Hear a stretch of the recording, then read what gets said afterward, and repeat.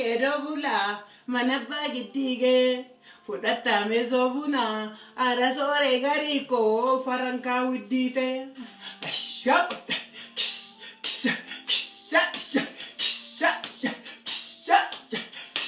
Olbayeen geedoo bulaa guttini mirri jaju guttoo gubaan qabanii ilma dhalata jaju rakkoo gubaan qabanii. Guttin kubbana wara ada sore gari kotumbe kumarmara degalati tawal allati goda balo arage sabakat dabdunulla sore salvade sabakati atamin karabanu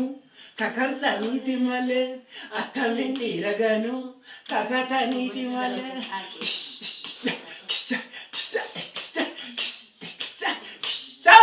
mikere bobe fanna zarima alo de fanna Jambaro warra goda esato bena soda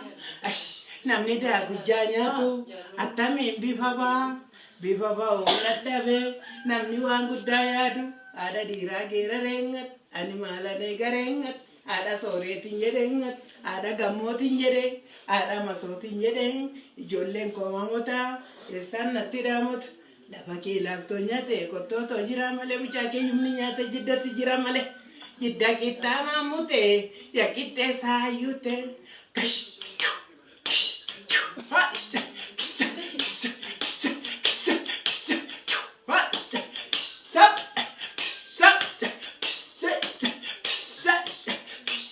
Benge dobula, warra fara jagure, warra kara chamunne. Atamin karabanu, kakarsani timalem, atamin iraganu, kakatani timale.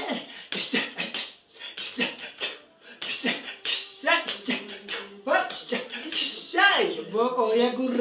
gurale jennanimo, sagoda de dumiti, gurale jennanimo, sagosa de kumiti, gurramida, warra kilashi tora, warra rafisa huma, warra hufakumati, warra jamba rogoda, isati benna soda, kom tumme,